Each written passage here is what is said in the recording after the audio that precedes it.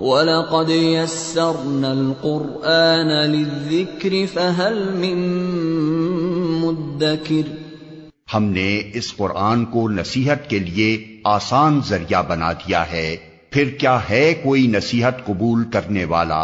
اعوذ باللہ من الشیطان الرجیم، بسم اللہ الرحمن الرحیم، اللہم صلی علی محمد وعلی آل محمد وبارک وسلم۔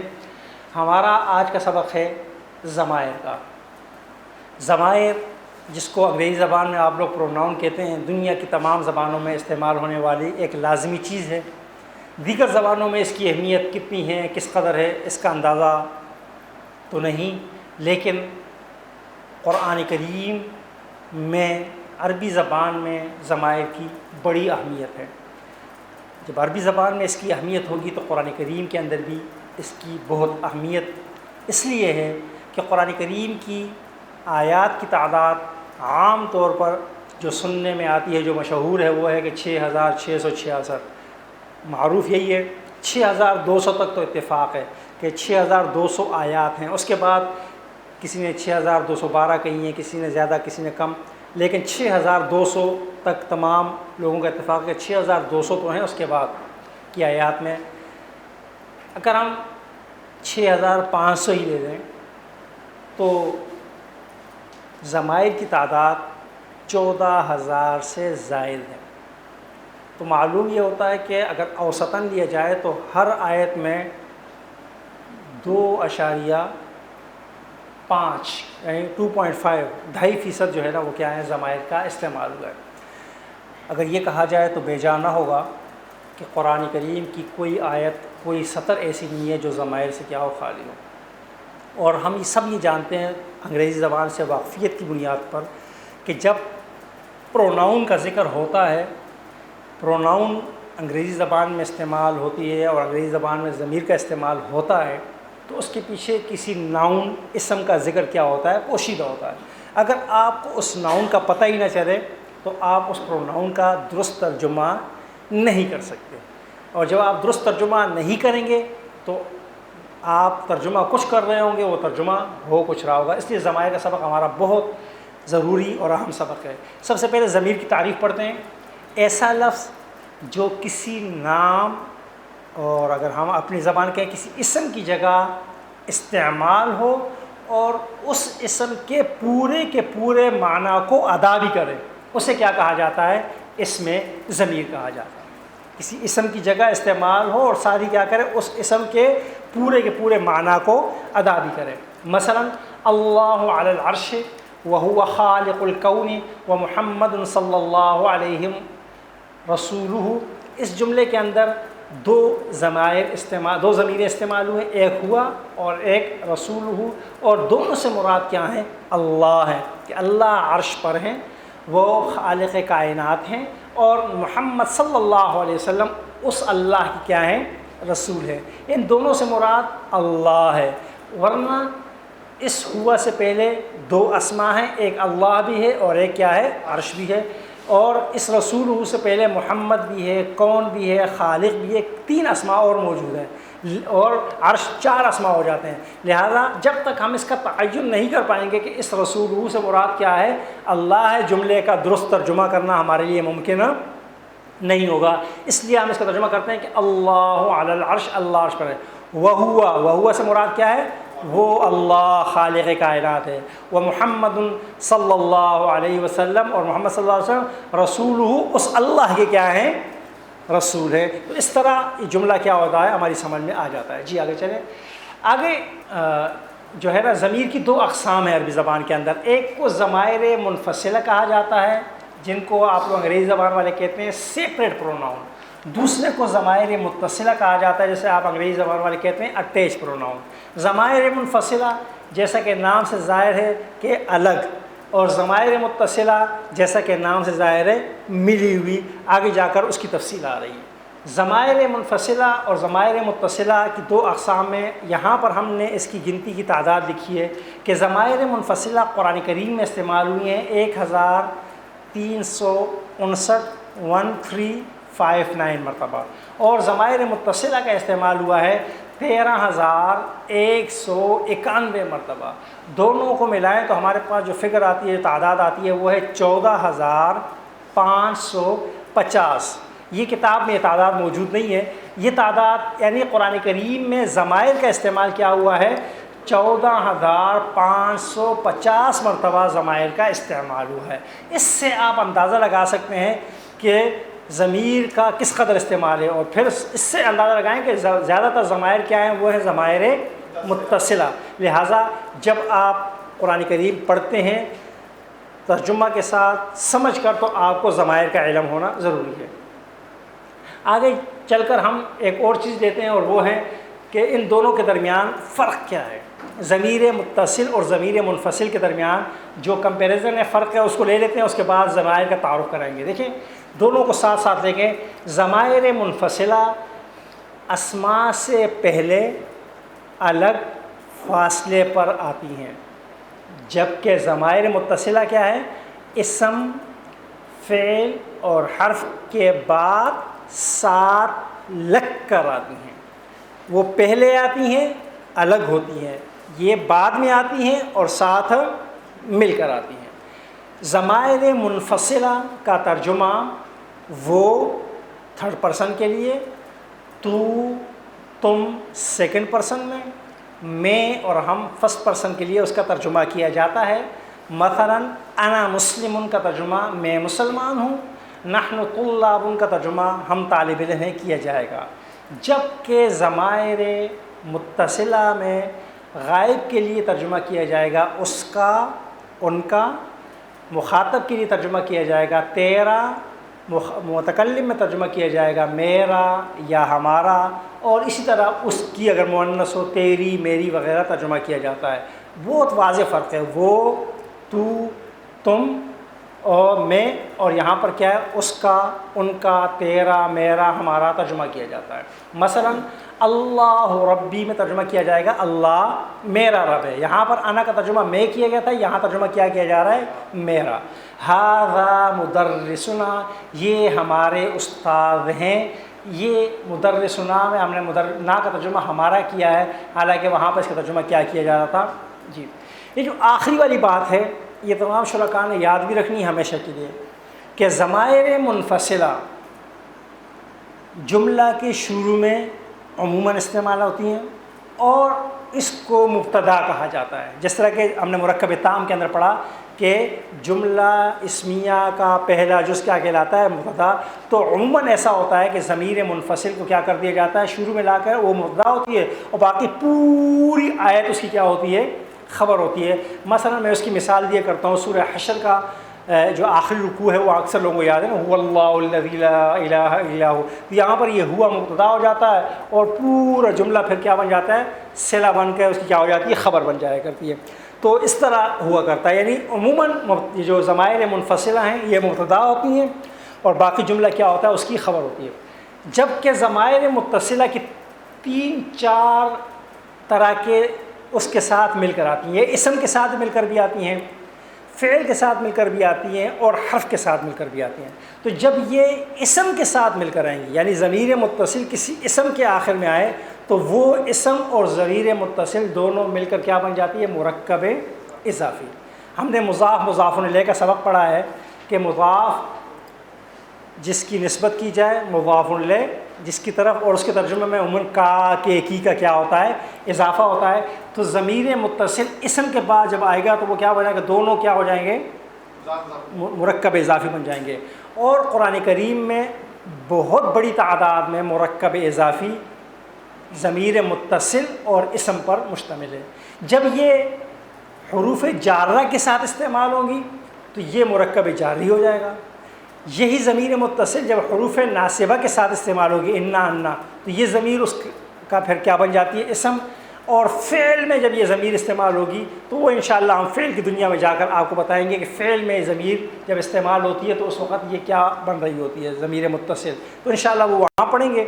یہاں پر اتنی بات کہ اسم کے ساتھ استعمال ہو تو مرکب اضافی ہے، حروف جارہ کے ساتھ استعمال ہو تو کیا بن جاتا ہے، مرکب جاری بن جائے گا. اور انشاءاللہ آگے مثلا دیکھیں مر ربکم، یہاں پہ رب اور کم یہ دونوں بظاہر ہمیں ایک لفظ نظر آ رہا ہے، لیکن یہ دو الفاظ ہیں، رب مضاف ہے اور کم مضاف الیہ، تمہارا رب کون ہے؟ ھذا قلمک، یہ جو قلمک ہے ہمیں ایک لفظ نظر آ رہا ہے لیکن یہ دو الفاظ کا مرکب ہے، قلم اور کا، اور قلم مضاف ہے اور کا کیا ہے؟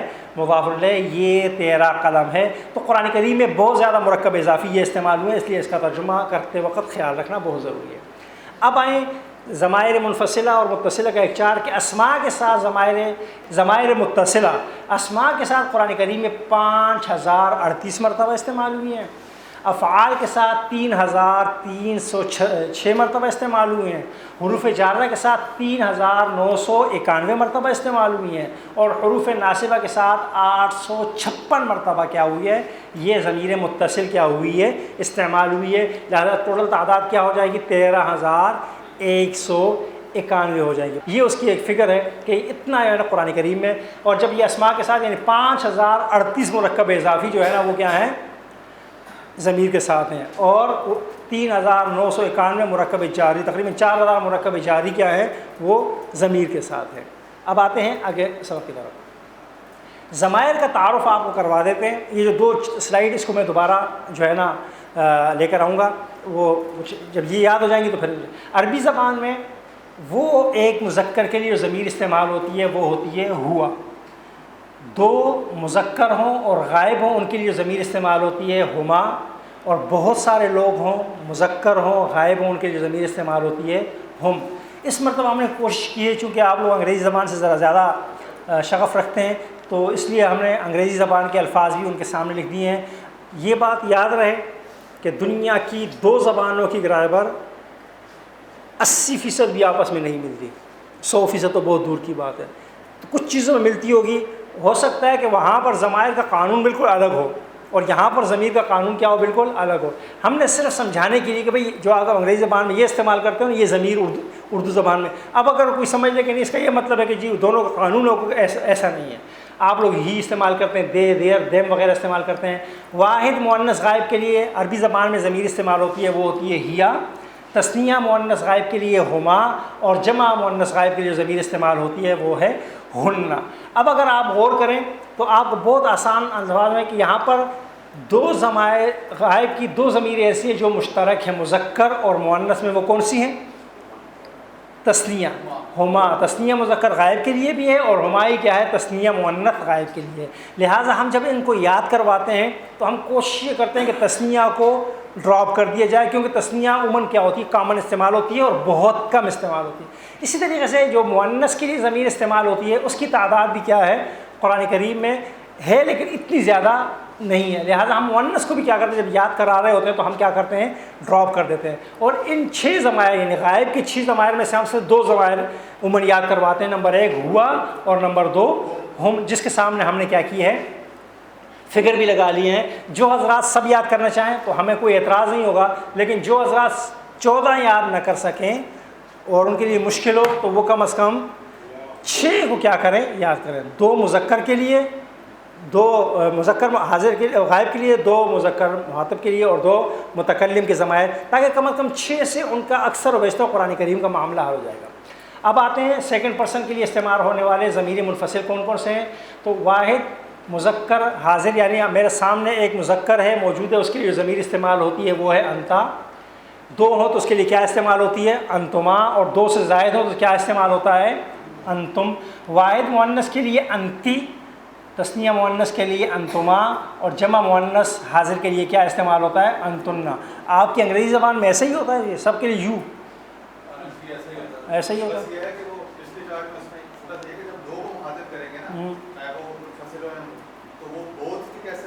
اچھا اچھا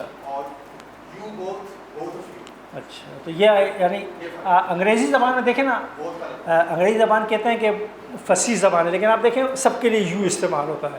اب یو ایک کے لیے بھی، 2 کے لیے بھی، 2 سے زائد کے لیے بھی، مذکر کے لیے بھی، مؤنث کے لیے بھی۔ عربی زبان میں ایسا نہیں، عربی زبان میں اگر ایک ہے مذکر ہے تو انتا ہے، اور بہت سارے مذکر ہیں تو کیا ہو گیا؟ ایک مؤنث ہے تو انتی، بہت سارے مؤنث ہیں تو کیا ہے؟ ہاں تثنیہ میں یہاں پر کیا ہے، اور تثنیہ میں نے بتا دیا کہ اس کو ایک جگہ تثنیہ کا استعمال بہت کم ہے، ڈوئل کا استعمال عربی زبان میں بہت کم ہوتا ہے، لہٰذا جس چیز کا استعمال کم ہو تو اس میں اگر ایسا وہ قانون اختیار کر لیا جائے تو کوئی مشکل چیز پیش نہیں آتی۔ عربی زبان میں واحد متکلم کے لیے جو ضمیر استعمال ہوتی ہے وہ ہے انا، جمع متکلم کے لیے جو ضمیر استعمال ہوتی ہے وہ ہے نحن، لیکن یہاں پہ تھوڑا سا فرق ہے، اور وہ یہ کہ اگر انا ایک مذکر کہے گا تب بھی وہ ضمیر انا استعمال کرے گا، اور اگر ایک مؤنث واحد متکلم کی ضمیر استعمال کرے تو وہ بھی کیا کہے گی، انا۔ اور نحن اگر بہت سارے مذکر کہیں تب بھی نحن، بہت سارے مؤنث اگر کہیں تب بھی نحن، اور دو مذکر اگر اشارہ کریں گے کہ ہم دو، یا ہم دو مرد یا ہم دو عورتیں، اس کے لیے بھی کیا استعمال ہوگا، نحن کی ضمیر ہی استعمال ہوتی ہے۔ ہم ترجمہ کر سکتے ہیں نحن کا ہم دو یا ہم سب مذکر مؤنث دونوں استعمال، ہم دو مذکر ہم دو مؤنث، ہم سب مذکر ہم سب مؤنث، سب کے لیے کیا ضمیر استعمال ہوگی، نحن کی ضمیر استعمال ہوگی۔ یہ ہے ضمائر متصل کا، ضمائر منفصلہ کا 14۔ اب اس کو یاد کرنے کا طریقہ کیا ہے؟ میں نے گزشتہ کلاس میں بتایا تھا کہ ہم یاد کرنے کا طریقہ یہ ہے کہ مذکر کے لیے دائیں ہاتھ استعمال کریں، مؤنث کے لیے بائیں ہاتھ استعمال کریں گے۔ واحد تثنیہ جمع کو ہم لے کر آئیں گے اپنی انگلیوں پر، واحد کے لیے ایک، تثنیہ کے لیے دو انگلیاں، اور جمع کے لیے پورا ہاتھ بھی کیا کریں گے، استعمال کریں گے۔ جب غائب کی جانب اشارہ کریں گے تو مذکر میں اپنی دائیں جانب اشارہ کروں گا، جس طرح کے لاجک میں ہم کہہ رہے ہیں وہ کہہ رہا تھا، وہ یعنی جب کہتے ہیں اس نے کہا یا وہ کہہ رہا تھا۔ مخاطب میں سامنے اشارہ کریں گے، اور متکلم میں کیا کریں گے، اپنی جانب اشارہ کریں گے۔ میرے ساتھ یہ ضمائر آپ دہرائیں گے بھی تاکہ آپ حضرات کو پریکٹس ہو جائے، پھر اس کے بعد آپ کی اپنی وہ ہوگی کہ آپ یاد کریں۔ جس طرح میں دہراؤں گا آپ میرے ہاتھوں کو دیکھیے، اشارے بھی کیجیے، ہوا، ہما، ہم، ہوا، ہما، ہم، ہوا، ہما، ہم۔ اب مؤنث کی طرف آئیے، اب بائیں ہاتھ استعمال کریں گے، ہیا، ہما، ہن، ہیا، ہما، ہن، ہیا، ہما، ہن۔ اب دونوں کو ملا کے پڑھتے ہیں، ہوا، ہما، ہم، ہیا، ہما، ہن، ہوا، ہما، ہم، ہیا، ہما، ہن۔ اب ترجمہ بھی کر لیتے ہیں، ہوا ایک ہاتھ انگلی ہے دائیں جانب اشارہ، ترجمہ کیا ہوگا، وہ ایک مذکر، ہما وہ دو مذکر، ہم ہاں جی وہ سب مذکر۔ ہیا کا ترجمہ کیا ہوگا، وہ ایک مؤنث، ہما وہ دو مؤنث، ہننا وہ سب مؤنث۔ بات سمجھ میں آ رہی ہے نا جی؟ اب آتے ہیں مخاطب کی طرف، مخاطب کی ضمیر پھر انشاءاللہ ان سب کو ملا کے پڑھیں گے۔ واحد مذکر حاضر کی جو ضمیر استعمال ہوگی، اور وہ ہوگی اشارہ ایک انگلی سے ہوگا، سامنے کی جانب ہوگا، جیسے میں آپ کو مخاطب کروں اور آپ مجھے، انتا، تثنیہ مذکر حاضر کے لیے انتما، جمع مذکر حاضر کے لیے انتم، انتا، انتما، انتم، انتا، انتما، انتم۔ اب آئیں مؤنث کے لیے بائیں ہاتھ استعمال کریں گے، اشارہ سامنے کریں گے، انتی، انتما، انتن، انتی، انتما، انتن۔ اب دونوں کو ملا کر پڑھتے ہیں، انتا، انتما، انتم، انتی، انتما، انتن۔ اب ترجمہ کے ساتھ پڑھ لیتے ہیں، انتا تو ایک مذکر، انتما تم دو مذکر، انتم تم سب مذکر، انتی تو ایک مؤنث، انتما تم دو مؤنث، انتنا تم سب مؤنث۔ اب آتے ہیں متکلم میں، متکلم میں واحد، متکلم میں ایک انگلی سے اپنی جانب اشارہ کریں گے، آنا، آنا، آنا، اور نحن میں نحن، نحن، نحن، انا، نحن، انا، نحن، انا، نحن، میں، ہم، انا، میں، نحن، ہم۔ اب سب کو ملا کے ایک دفعہ پڑھ لیتے ہیں، غائب، مخاطب اور غور۔ میرے ساتھ آپ دہرائیں گے انشاءاللہ آپ کو یاد ہو جائے گی، ہوا، ہما، ہم، ہیا ہما ہن، انتا انتما انتم، انتی انتما انتن، انا نحن۔ اب میں جو ہے نا ضمائر پڑھوں گا، آپ نے ترجمہ کرنا ہے، ذرا آہستہ آہستہ پڑھوں گا تاکہ آپ لوگ ترجمہ بھی کر سکیں۔ میں شروع سے لوں گا، ہوا،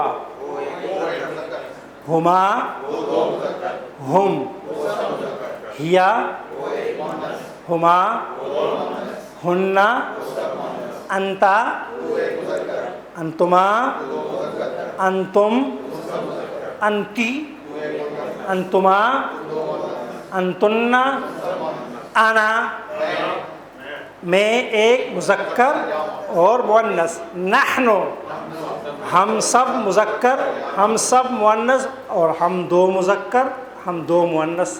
یہاں تک بات سمجھ میں آ گئی۔ اب ایک اور پتہ کی بات بھی سن لیں، وہ یہ کہ یہ جو ضمائر منفصلہ ہیں نا، یہ آسان بھی ہوتے ہیں، الگ الگ ہوتے ہیں، پتہ چل جاتا ہے۔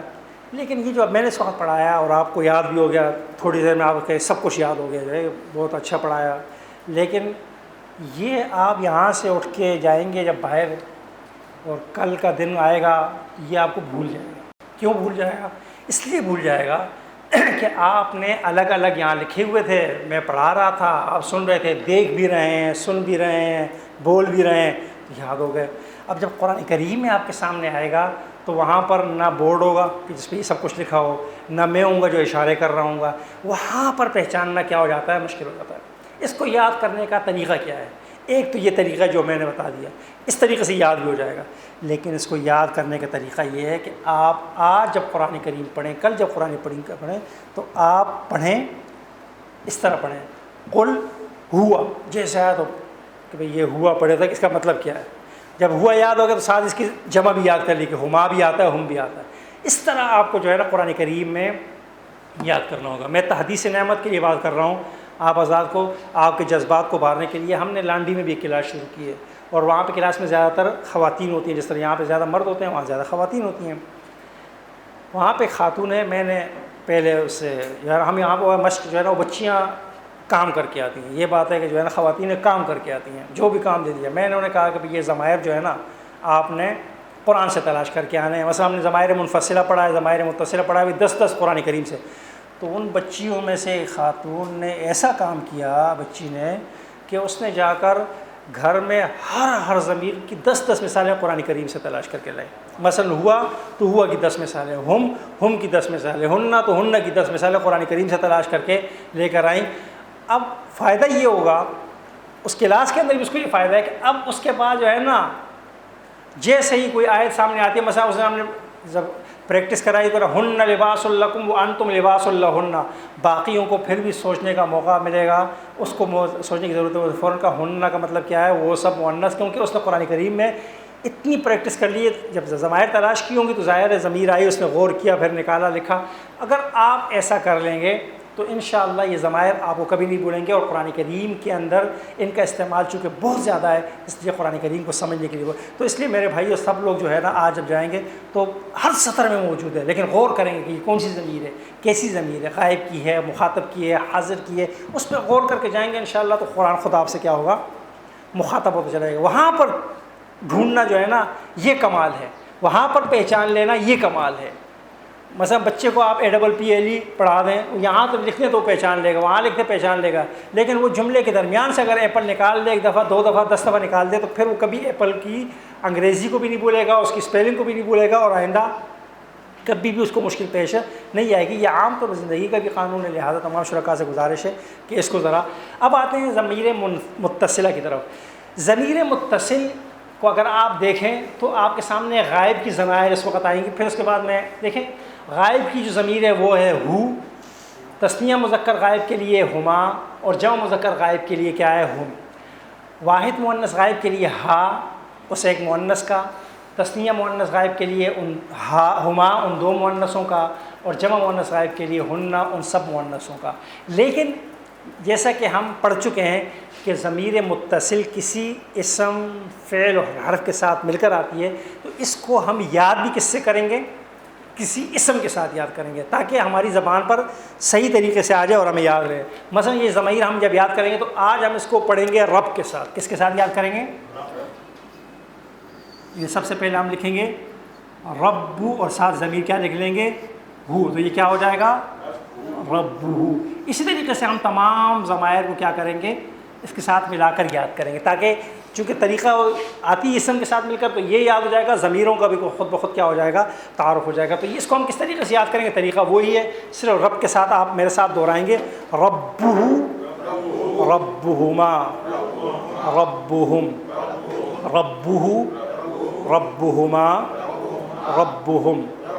اب مؤنث کی طرف آئیے ربہا ربہما ربہن ربہا ربہما ربہن. اب دونوں کو ملا کے پڑھتے ہیں ربہ ربہما ربہم ربہا ربہما ربہن. بات سمجھ میں آ گیا؟ ترجمہ کرتے ہیں. ربہ اس کا رب, جس سے مخاطب ہیں وہ کیا ہے؟ وہ ایک مذکر. ربہما ان دو مذکر کا رب. ربہم ان سب مذکر کا رب. ربہا اس ایک مؤنث کا رب. ربہما ان دو مؤنثوں کا رب. ربہن ان سب مؤنث کا رب. بات سمجھ میں آ رہی ہے نا جی؟ اس طریقے سے ہم کیا کریں گے؟ اب ہم جب آئیں گے مخاطب کی طرف تو ضمیر ہمارے سامنے آئیں گی, اور مخاطب کی ضمیر کا, تثنیہ کے لیے کما, جمع کے لیے کم, واحد مؤنث حاضر کے لیے کی, جمع تثنیہ کے لیے کما اور جمع کے لیے کننا. رب کے ساتھ اس کو پڑھیں گے ربکا ربکما ربکم ربکا ربکما ربکم. مؤنث کے لیے آتے ہیں ربکی ربکما ربکن ربکی ربکما ربکن. اب دونوں کو ملا کے پڑھتے ہیں ربکا ربکما ربکم ربکی ربکما ربکن. اب ترجمہ کے ساتھ پڑھ لیتے ہیں. ربکا تیرا رب, ربکما تم دو کا رب, ربکم تم سب کا رب, اور ان سب میں مراد کیا ہوگا؟ تم مذکر. واحد مؤنث کے لیے کیا کہ ربکی تجھ ایک مؤنث کا رب. ربکما تم دو مؤنثوں کا رب. ربکننا تم سب مؤنث کا رب. اس طریقے سے ہم کیا کریں گے؟ اس کو یاد کریں گے. یاد بات سمجھ؟ اب میں بول رہا ہوں, آپ ذرا ترجمہ کیجیے. ربکا تیرا رب, ربکما تم دو کا رب, تم دونوں کا رب, ربکم تم سب کا رب. یہاں پر معلوم ہو رہا ہے کہ مذکر کی بات ہو رہی ہے. دائیں ہاتھ استعمال ہو رہا ہے, انگلیاں استعمال ہو رہی ہیں. جب بائیں ہاتھ استعمال ہوگا ربکی تو اس کا مطلب کیا ہوگا؟ ترجمہ اس کا بھی کیا ہوگا؟ تیرا رب, لیکن اس کا ترجمہ کیا ہوگا؟ مؤنث. ربکی تیرا رب, ربکما تم دونوں کا رب, ربکننا تم سب کا رب. بائیں ہاتھ استعمال ہو رہا ہے تو معلوم ہو رہا ہے کہ سامنے جن کی بات کی جا رہی ہے وہ سب کے سب کیا ہے؟ مؤنث ہے.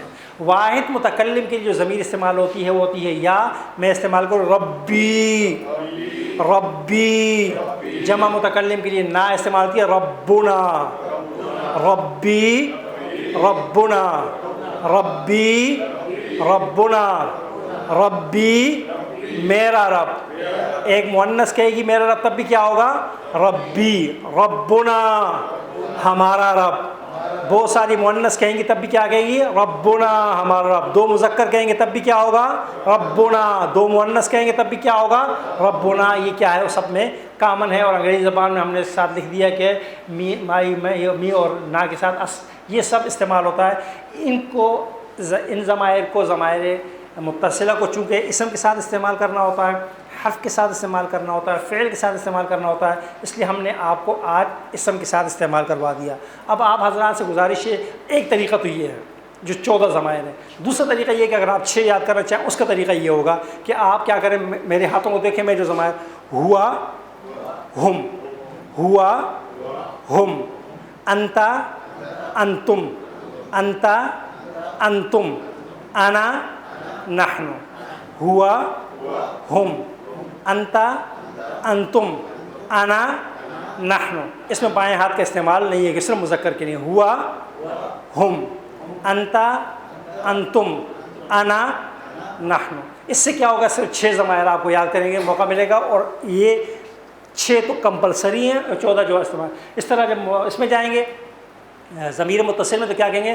ربہ، ربہم، ربکا، ربکم، ربی، ربنا، ربہ، ربہم، ربکا، ربکم، ربی، ربنا.